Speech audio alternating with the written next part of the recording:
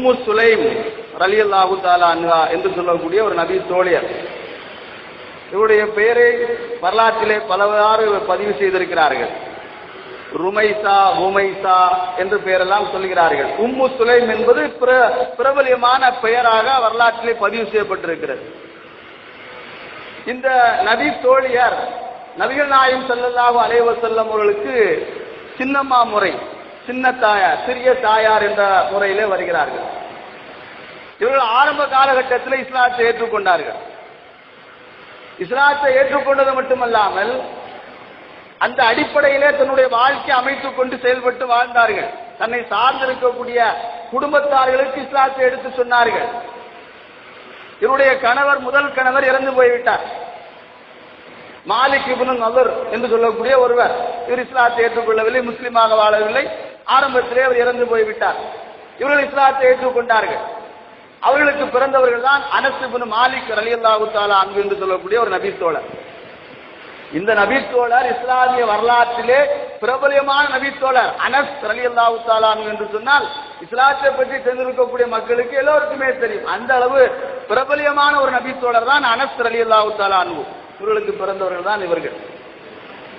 இதற்கு பின்னால் சுருக்கமான வரலாற்று சம்பவத்தை ஞாபகப்படுத்துகிறேன்.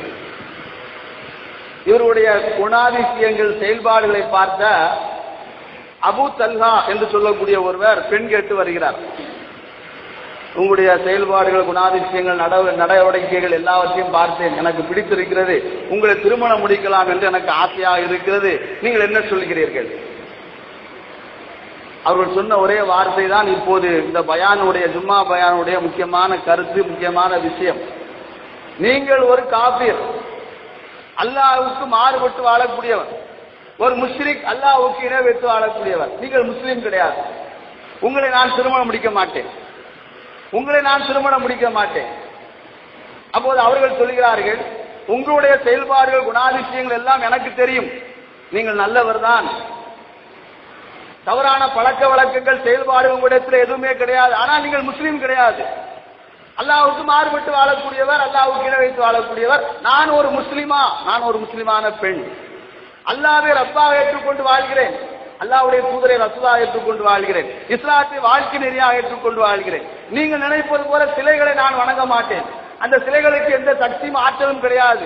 நான் வணங்கக்கூடிய அந்த இறைவன் அல்லாஹ் ஒருவன் தான். அவன் தான் வானங்களையும் பூமிகளையும் எல்லாவற்றையும் படைத்து பரிபாலிக்கக்கூடியவன், எல்லா ஆற்றலும் உள்ளவன், அவனை மட்டும்தான் நான் வணங்குவேன். இப்படி உங்களுக்கும் எனக்கும் சில வேறுபாடுகள், முரண்பாடுகள் இருக்கிறது, அதனால் உங்களை திருமணம் முடிக்கக்கூடிய எண்ணம் எனக்கு இல்லை.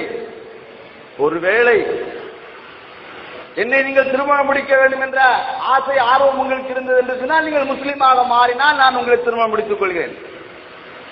நான் உங்களிடத்தில் மகரை எதிர்பார்க்கவில்லை.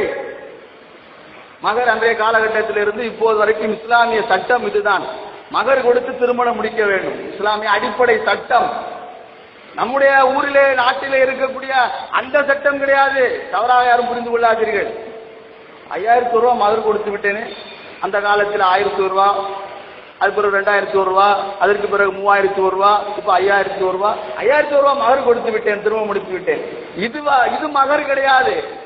உண்மையிலேயே பெண் வீட்டில் எதுவுமே வாங்காமல் ஒரு மோதிரத்தை கொடுத்தாவது, அல்லது குர்ஆன் வசனத்தை, குர்ஆன் ஆயத்தை, குர்ஆன் சூறாவை கொடுத்தாவது திருமணம் முடிப்பதற்கு மார்க்கத்தில் அனுமதி இருக்கிறது. இதுதான் என்னுடைய மகர், என்னுடைய காசு பணம் எனக்கு கிடையாது. அந்த பெண் இதை ஏற்றுக்கொண்டால் பரவாயில்லை, குல் வல்லாஹ் சூறாவை நான் மகராக ஏற்றுக்கொண்டு உங்களை திருமணம் முடிக்கிறேன் என்ற பெண் மனப்பூர்வமாக ஏற்றுக்கொண்டால் அல்ஹம்துலில்லாஹ் திருமணம் முடிக்கலாம். இது இஸ்லாமிய சட்டம், இஸ்லாமிய வழிமுறை. பெண் வீட்டில் எல்லாவற்றையும் வாங்கிவிட்டு நான் 5000 ரூபாய் கொடுத்து விட்டேன், 6000 ரூபாய் கொடுத்து விட்டேன், நான் மகள் கொடுத்து விட்டேன் என்று திருமணம் முடிப்பது இஸ்லாமிய மரபு வழிமுறை கிடையாது. உம்மு சுலைம் ரலியல்லாஹு தஆலா அன்ஹா அவர்கள், உங்களிடத்தில் நான் பெரிய காசு பணத்தை மகராக எதிர்பார்க்கவில்லை, எனக்கு மாட மாளிகைகள், சுகபோகமான வீடுகள், வசதி வாய்ப்புகள், அது வேண்டும் இது வேண்டும் என்று எதையும் நான் எதிர்பார்க்கவில்லை. நீங்கள் முஸ்லிமாக மாறி அல்லாஹ்வை மனப்பூர்வமாக அன்தஷ்ஹத அல்லா இலாஹ இல்லல்லாஹ் வ அன்ன முஹம்மதன் ரசூலுல்லாஹ், மனப்பூர்வமாக, உளப்பூர்வமாக, உறுதியாக, வேறு எந்த நோக்கம் இருக்கக்கூடாது. என்னை திருமணம் முடிப்பதற்காக வேண்டி நான் முஸ்லீமாக ஆகிவிட்டேன் என்று நீங்கள் திருமணம் முடிக்கக்கூடாது. உண்மையிலே அல்லாஹ் என்றால் யார் என்று புரிந்து கொள்ளுங்கள்.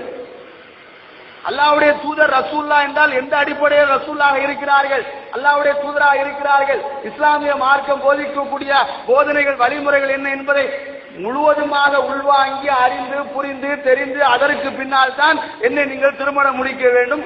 அதை நான் மகளாக ஏற்றுக்கொண்டு உங்களை திருமணம் முடிக்கிறேன். அப்படியா?